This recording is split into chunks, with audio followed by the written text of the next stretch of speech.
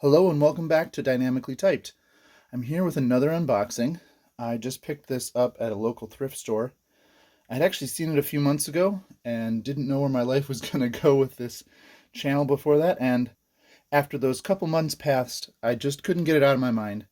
It was something different enough and interesting enough, so I wanted to check it out and see if I could make heads or tails of it.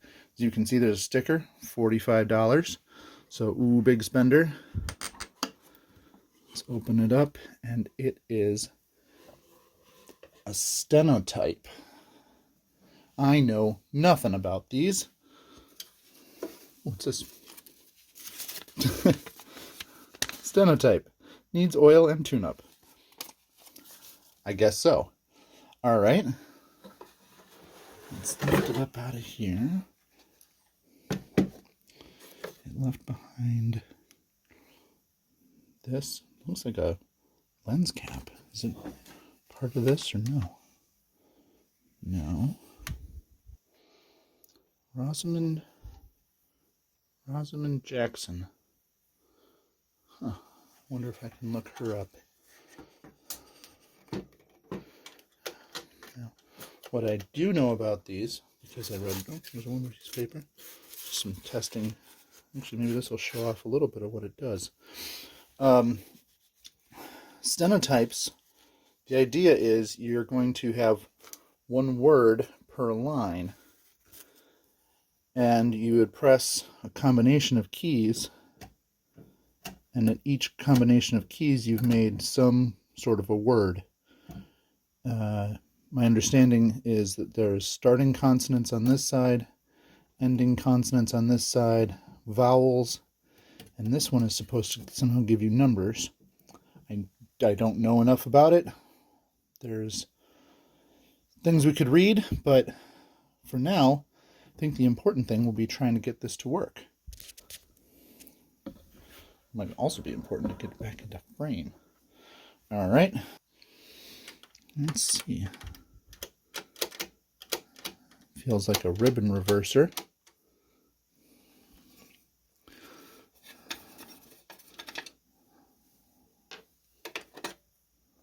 Oh yeah.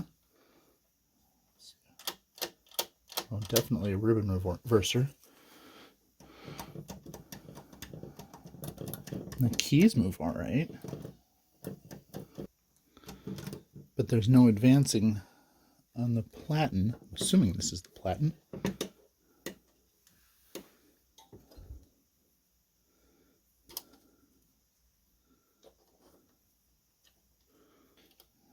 This little bracket's not getting out of my way here. There we go.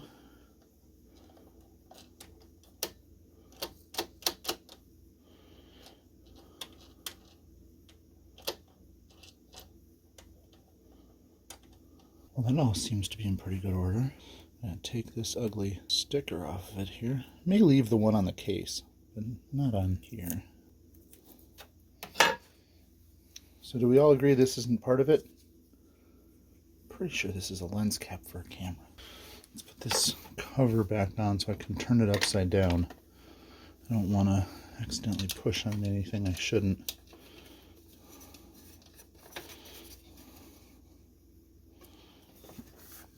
It's so light. Okay, there's the drawer. This would have been for the paper, which would have been folded. And my understanding is it would feed from the bottom. Can I get this all the way out, or is it? No, not really. Oh, that gives me access to the mechanism there. Okay. There's probably some way to get this to release.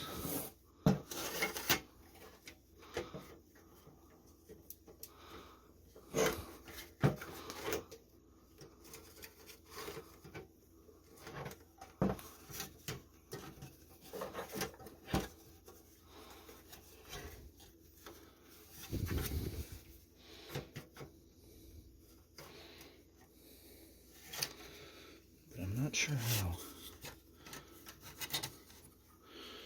Might be nice if this whole mechanism would just lift out. Could I be that lucky?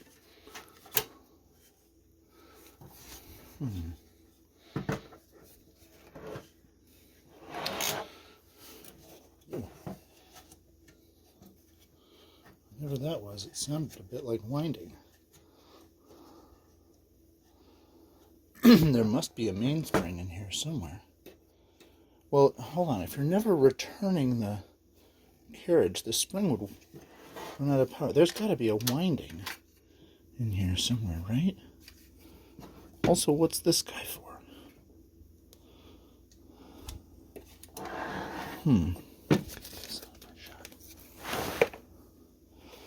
I also want to see if I can find a serial number or anything on it.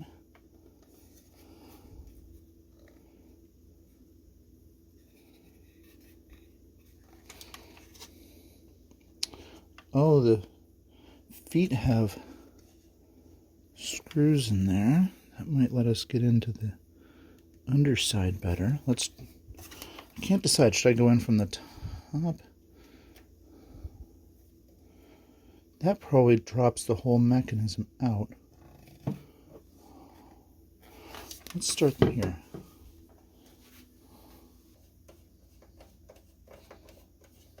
Well, that is a long screw there. Oh, that definitely released. So that's the way we're going.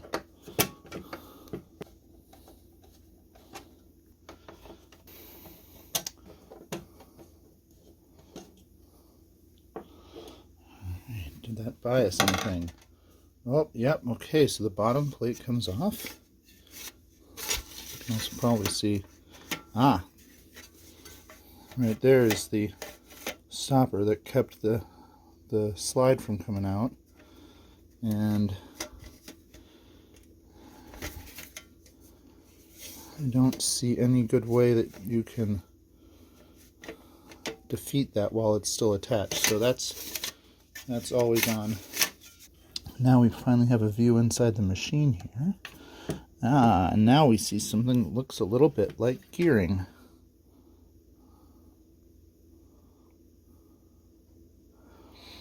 Okay. But I bet we can go farther. Let's take this cover off. One is labeled left, the other is labeled right. And only on the top, so that's good. It'll be easy to reassemble this. Let's take the ribbon out. It did wind under, so we'll remember that. Oh, and I see, you can see down in there, there's a serial number 92029. I might take a break for a second and see if I can learn anything. What does that say? Stenotype model. Does that say 4? Could be 4. All right, I'm going to see if I can find anything. Well, I've done a little more reading, and sure enough, this is a LaSalle Extension University Master Model 4. I could not find anything about serial numbers, at least not on quick searching. They have a listing in the typewriter database, but it doesn't have any information in it. I did find reference to the fact that earlier models were colored green and later models were colored black. And I swear I am staring at this and I can't tell if that is green or black. It's sitting right on the edge. But for the moment, I want to get it working. So let's keep taking it apart. Oh, that's not moving.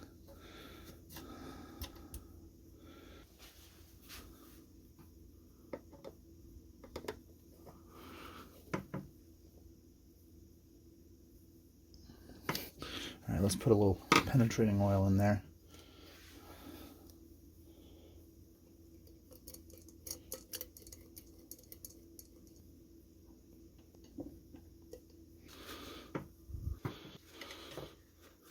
Soak in for a little bit.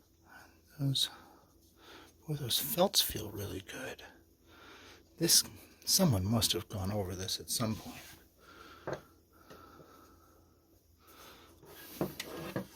It's so light. I'm so used to doing these giant typewriters and how heavy they are. I still don't see a mainspring. The platen is in great shape. Feels pliable. Could use a little cleaning. And this feed roller looks good too.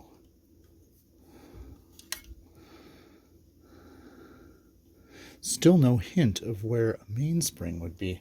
What causes the paper to advance? Is there even an escapement here? Maybe the paper doesn't advance. Maybe I'm misunderstanding how this works.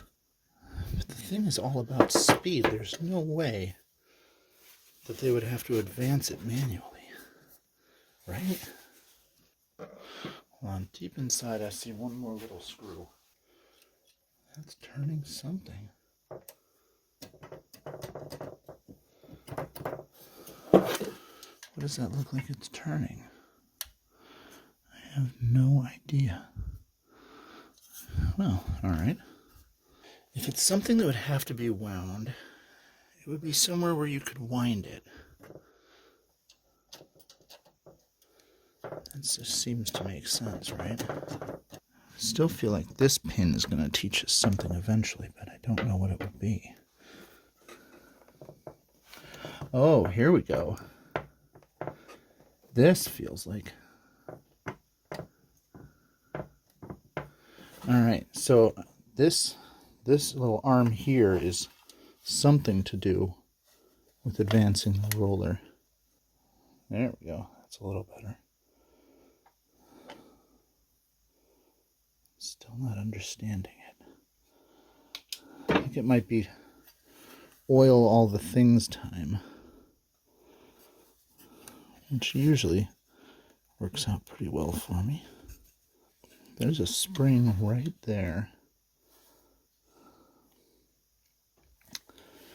And it seems to pull that back. It doesn't nearly seem heavy enough to actually turn that. Yeah, let's go with oil all the things, huh? Again, just PB Blaster. And just drop it on anything that looks like it moves. Because at this point I don't know what does and what doesn't.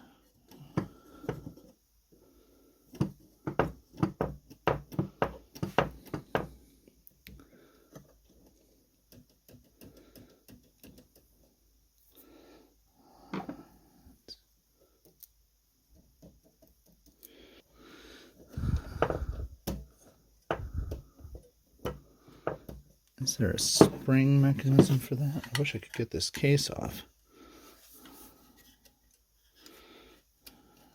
That's this. Oh, there we go. I can't tell if that one is supposed to slide. It sure looks like it. But it's got a nut on both sides. If it has a nut on both sides, why would you... Could there really just be a loose nut as like a proper functioning tool? It seems like that would just fall off. There's no way that's the actual mechanism. But if that can't slide, it doesn't work. That doesn't seem right.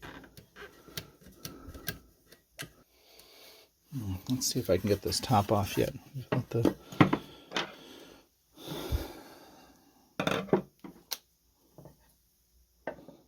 PB Blaster soak in there for a minute. Oh, that's not turning at all.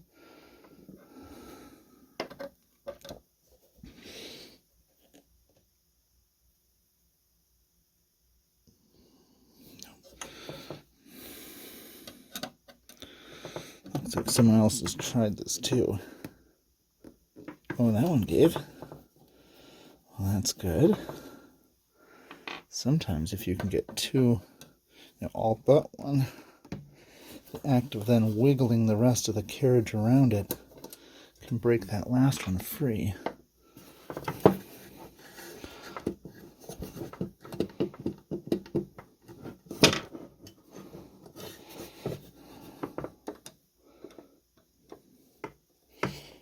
Oh, yeah, there we go. And the whole thing is dropping down as I turn that. I need to put something... Oh, I lost it. There it goes. All right.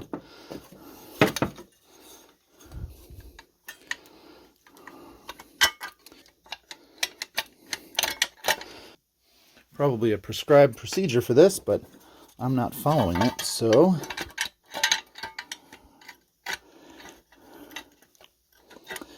How do we get it out of these? These feet are clearly what's holding it. The feet mounts here. How do we get around those mounting points? Does it maybe go up? Maybe it goes up.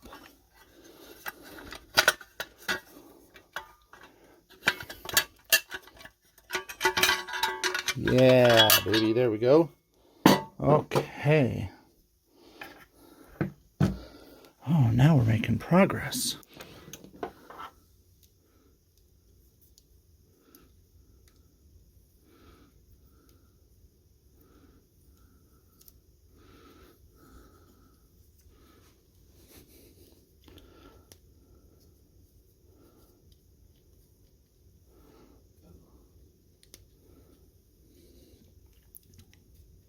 And looking at this, this is the piece on the side that I said that can't possibly just spin. And it doesn't. You can see the wear mark. The wear mark is circular, not slid. So this must have sat here. Let's see if we can position it back there as close as we can. I'm going to need my tiny wrenches. Let's turn that real tight.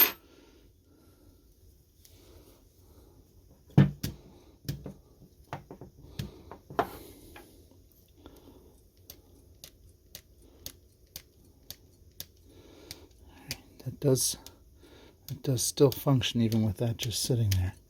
So that was clearly how that was supposed to be. And this mechanism here is still binding tighter than it should. So it's going to need to work in a little bit more. Or maybe I haven't found the thing that's holding it. Okay, I'm back. It's the next day, and I've been working on this Stenotype. I've come to a couple realizations. The first of which, the reversers that are in this ribbon spool system give you a little bit of a challenge, because if we can see in here, there we go, you can just see them there. They both drop down. There's a pin that comes out of each of those spool shafts. That pin that drops down, I'll try and highlight it in the video.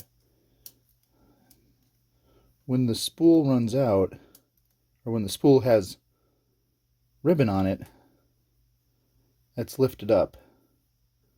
And when the spool doesn't, it's what drives the reversing. But that assumes that they're not both out. So if you take both of the ribbon spools off, they're both trying to reverse it at the same time, and it binds everything up. So when you're working on this, you have to put the spools on, or at least you have to tape these up or something.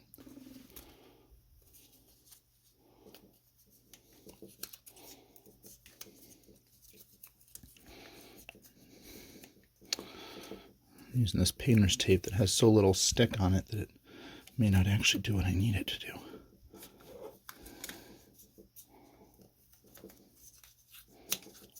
Luckily, it's easy enough to check. Are the pins up?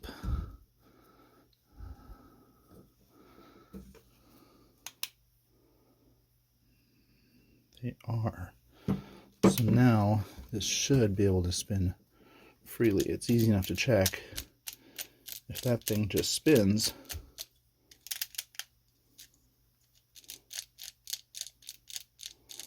then you're all good. The next thing, the problem, is really that this roller is just full of gunk. I think probably I'm going to have to take it out and really give it a cleaning. You can see here the gunk, and I don't know if you can quite see. It's not as gunky on this side, but it's just moving slowly. And I can confirm, oh, by the way, I can confirm there is no main spring.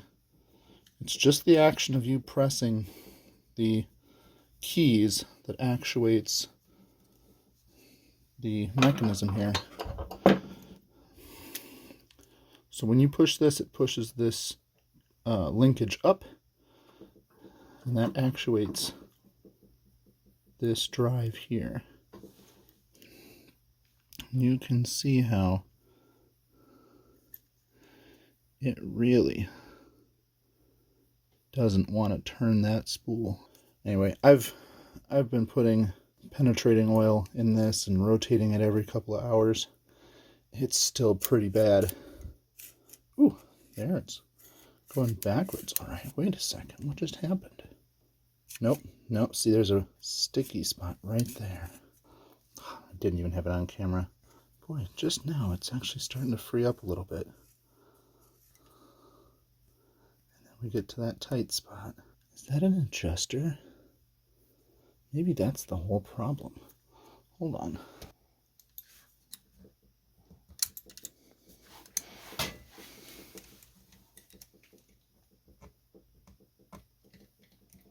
What are you supposed to turn this against?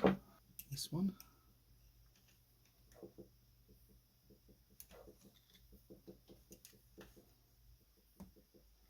I don't have anything to get purchase. This sure seems like it should be an adjuster. But I have nothing I can torque it against.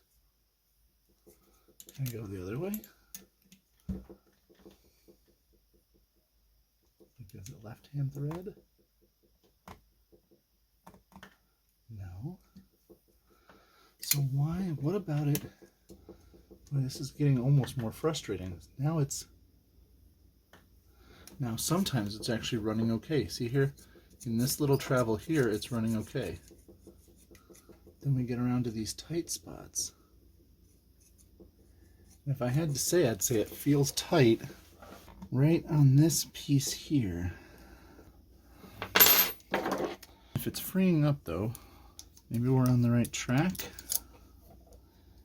Maybe give it a couple of more drops.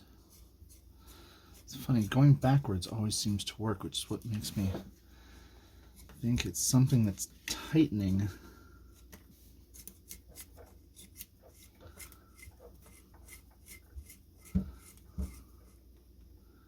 Right there, all of a sudden, we're tight again. Why? I mean, I have to say it's certainly turning better than it was before. Well, that's your update on this one. I'm gonna put this away for a minute, let this oil soak in. That was a very promising. Goodness, so free when it's not in this rough spot. What is it about this rough spot?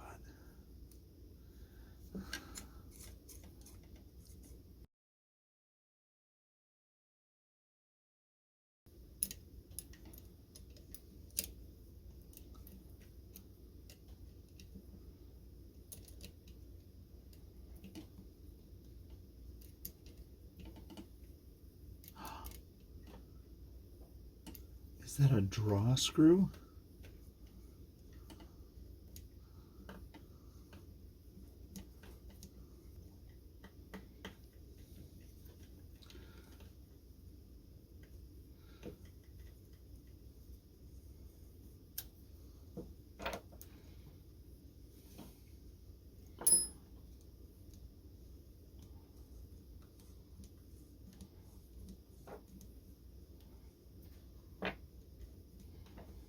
Well, I'll admit, I can't tell what fast of this I'm affecting.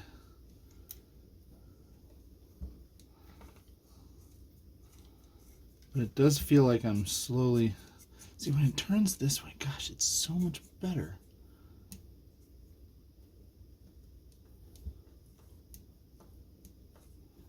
Well, it's better when it's the way that loosens that screw.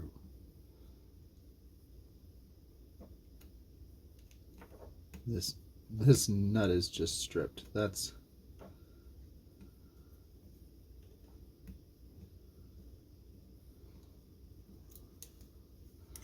nut's just shot. That might be half the problem here. All right, so here's the scenario.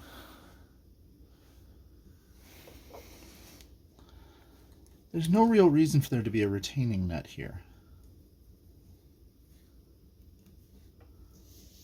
There's nothing in there that can be retained. This plate holds this thing in here. So what is this doing? And if my thought is maybe it pulls the axle across, and that somehow acts as tensioning or something.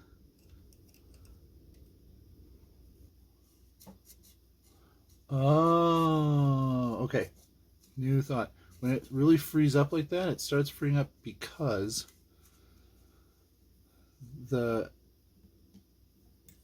drive is rotating not on the spot it's supposed to rotate on, but on this axle, which is not supposed to move. It feels so free here because it's not actually supposed to be rotating like that.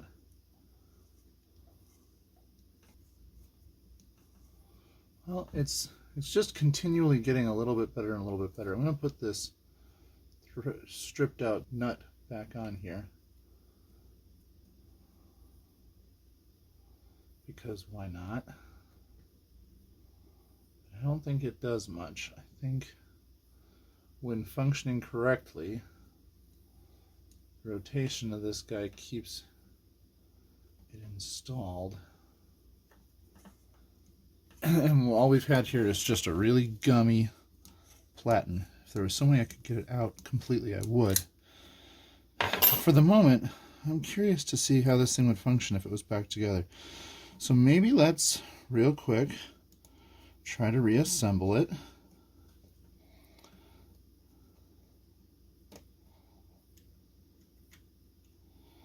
And as we reassemble, we'll see if we've fixed anything. And if not, we'll just keep lubing up this platen. Over time, it has to free up, right? There's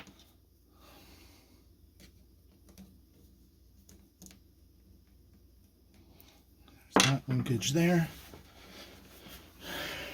Let's get our main housing body. As we discovered last time, it goes up and over those feet. Open this little door. Bring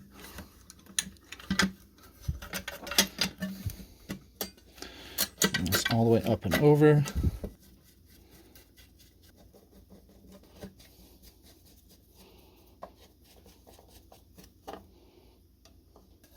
So I still have no idea what this one's for, but I believe this little screw in there adjusts the tension on the auto reverser, or the manual reverser, whatever you want to call the flipping part, the detent that holds it back.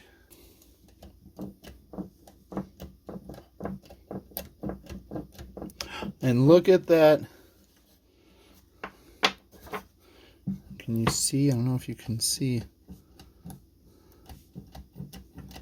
but the roller is rolling.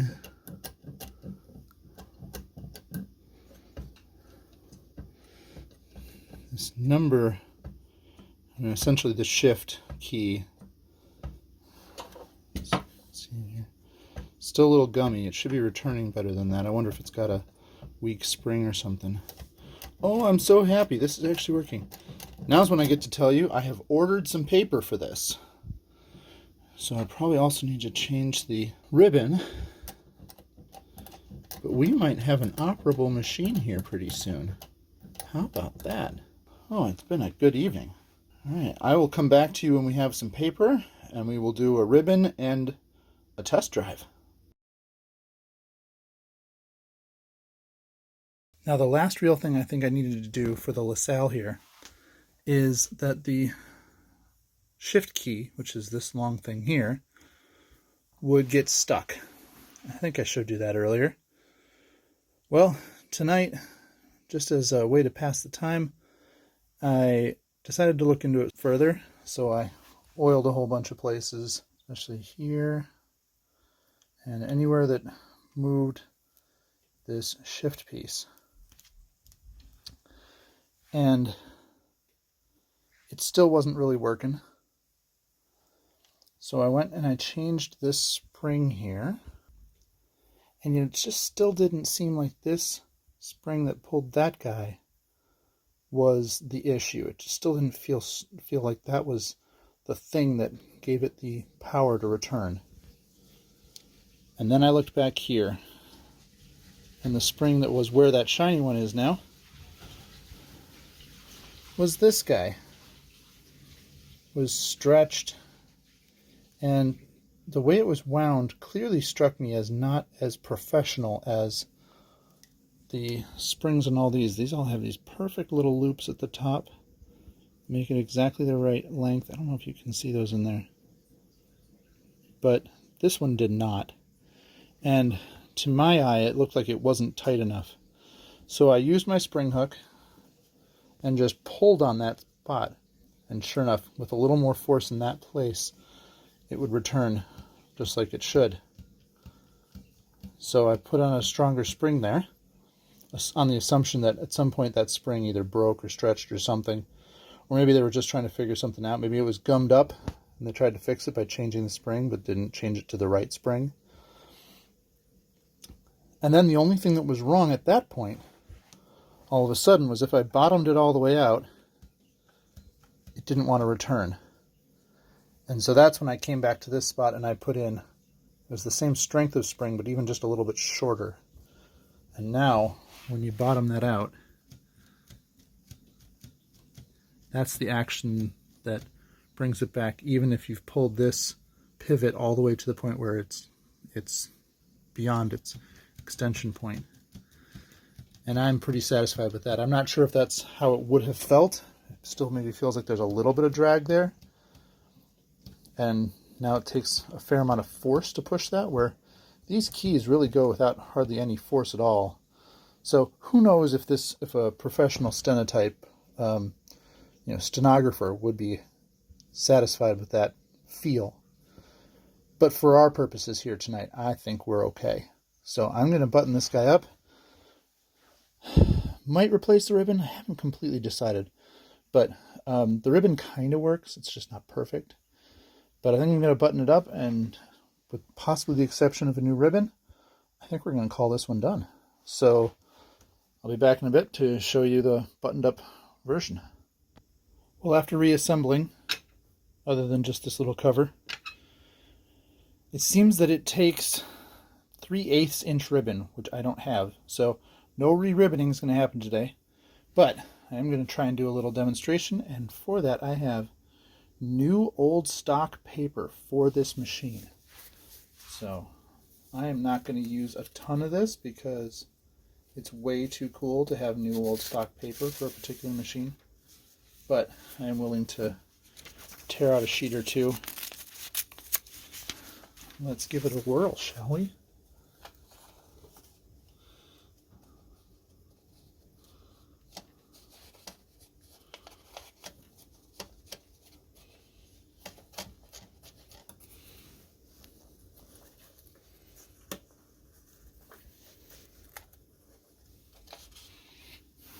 Now, I have no idea what I'm doing here, but we go.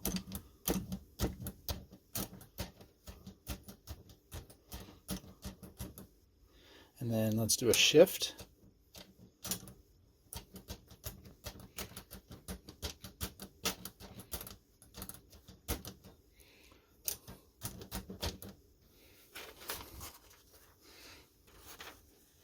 Well, we're lined up better than we were.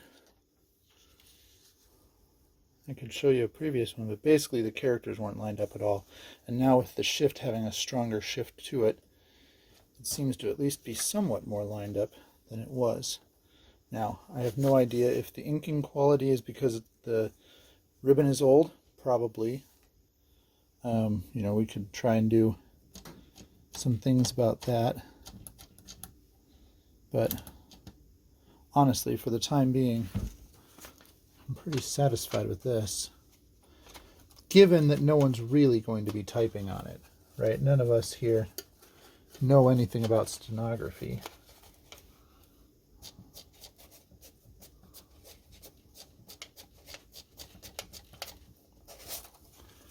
Is that how it's supposed to go? Hold on. It's supposed to feed in here, I believe.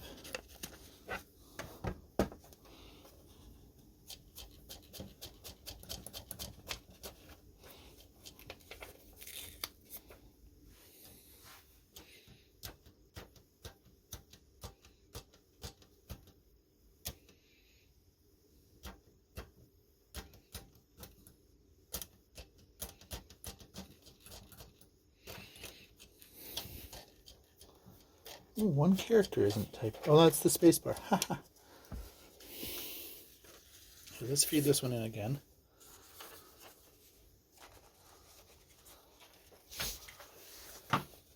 Now, normally, you would have had that whole sheaf of paper fed in at once.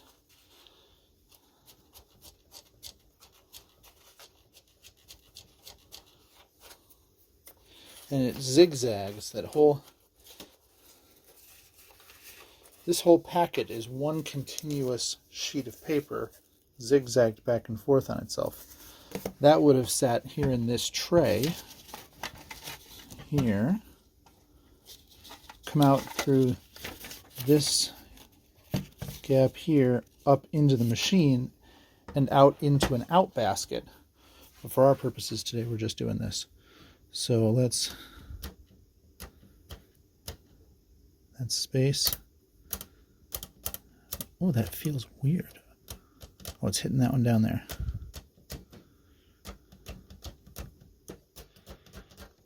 Yeah, I think all the keys are working now. This one's like hitting something. But apart from that, I think they're all working.